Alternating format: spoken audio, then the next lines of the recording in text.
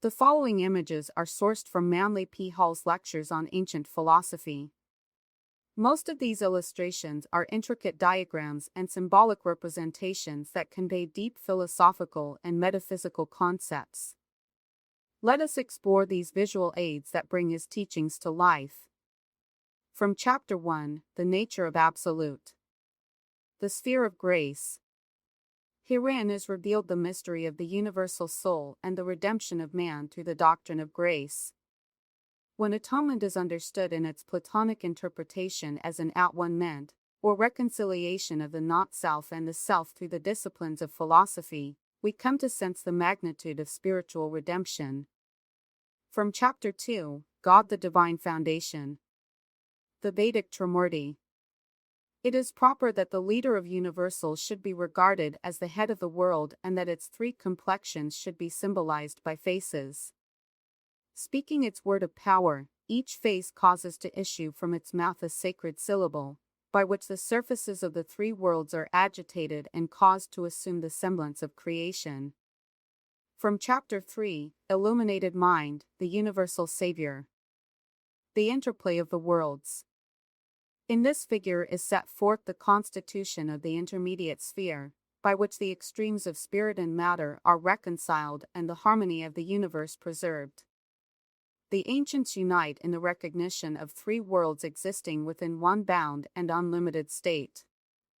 Philosophy is the science of the relationships of these worlds. From Chapter 4, The Inferior Creation and its Regent. The Wheel of the Law. The pathway of the generating soul is here represented by a converging line of force which, piercing the wall of the Orphic Egg, descends, as is shown on the left, into the demiurgic sphere. The soul then begins the ascent of the 7 spirals, by which it is ultimately liberated and diffused back again into first cause, as shown on the right.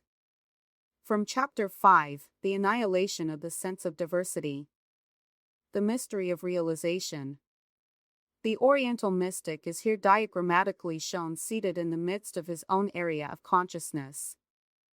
Through the disciplines of his order he is enabled to so withdraw himself from the concerns of the outer life as to dwell in a somatic felicity. Thus the aspiring soul seeks self in the selflessness of the great law. From Chapter 6, The Disciplines of Salvation. The Pythagorean Theory of Triads. The fundamental motion of the one toward the two, and from their sum the triad is established. The triangle is the skeleton of the universe, the whole diversity of life being erected upon a threefold foundation. The complicated order of manifestation may cause the uninformed to lose sight of the unchanging three, which is indeed the God of the wise. From Chapter 7, The Doctrine of Redemption through Grace. The Sphere of Grace. Herein is revealed the mystery of the universal soul and the redemption of man through the doctrine of grace. When atonement is understood in its Platonic interpretation as an at-one-ment, or reconciliation of the not-self and the self through the disciplines of philosophy, we come to sense the magnitude of spiritual redemption. From Chapter 8, The Mission of Aesthetics. The Orphic Egg.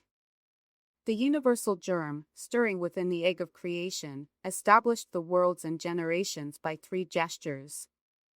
It fashioned the souls of things according to virtue, the bodies of things according to beauty, and the laws by which souls and bodies are maintained according to the necessary. Together these comprise the work which is called the good. From Chapter 9, The Cycle of Necessity. The Ladder of Life. Man is ever ascending from an inferior to a superior state according to a law which was established coeval with the foundation of generation. This law is the philosophic ladder which is treated more in detail in Chapter 17. It is likewise the mysterious Masonic ladder, that ancient symbol of the secret work. From Chapter 10, Pagan Theogony and Cosmogony. The Varaha Incarnation of Vishnu. There was once a Daitya who desired to rule the earth. He grew so powerful that he stole the planet and carried it with him into the depths of the ocean. Vishnu, in the form of a boar, dived into the abyss and, slaying the evil one, restored the earth by raising it upon his tusks. From Chapter 11, Mathematics, the Master Science. The Pythagorean Tetractys. From the contemplation of the order and progression of the numbers out of the monad may be discovered the true relationship between natures and their cause. He who understands this mystery is of all men the wisest. Numbers are the key to the flow of universal energy.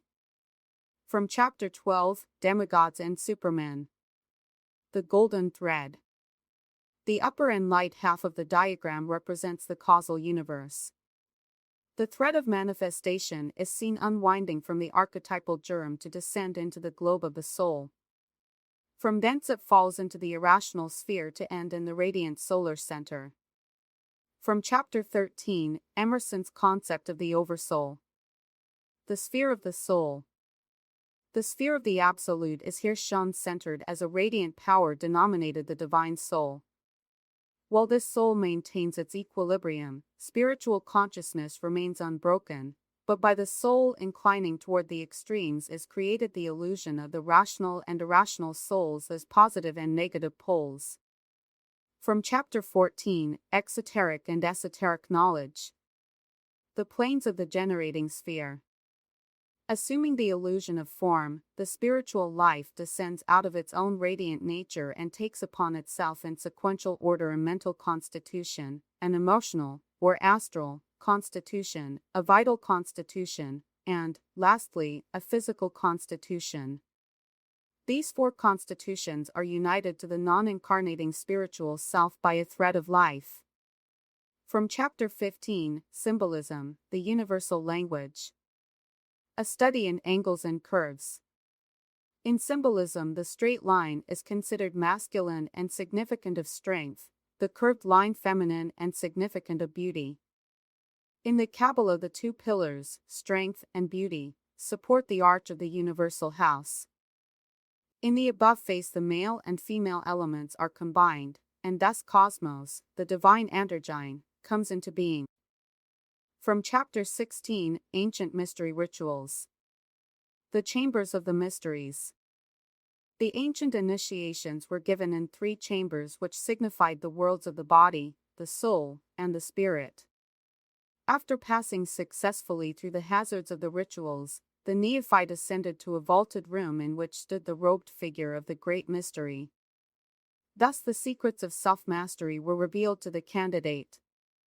From Chapter 17, A Philosophic Consideration of Man. Man, the Threefold Mystery. In this diagram, the divine nature of man is represented by an inverted triangle with its lower point resting in the heart. The spheres of power upon the upper points of the triangle are the anthropos, or oversoul. From the spirit in the heart come forth 2 poles, one ascending to become the mind and the other descending to become the generative system.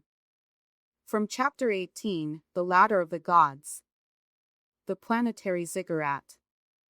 The ziggurats, or observation towers, of the Chaldeans rise in 7 spiral terraces and signify the astral sphere composed of the sidereal agencies of the 7 sacred planets. In its ascent to the gods, the regenerated soul climbs the spiral pathway, returning to each of the planetary spirits the respective soul qualities they had originally bestowed. From Chapter 19, Rosicrucian and Masonic Origins. The Bird of the Soul. While the body of the candidate lay in the stone sarcophagus, the soul, hovering in the air above it, assumed the form of a bird, and passing upward out of the crypt through the vent or chimney of the planets entered into the presence of the great Osiris, Lord of decarnate souls. After remaining 3 days in the fields of Amenti, the soul returns to its body amidst the rejoicing of the priests. From Chapter 20, The Goal of Philosophy. The Pillars of Hercules. The city of the philosophic elect rises from the highest mountain peak of the earth, and here the gods of the wise dwell together in everlasting felicity.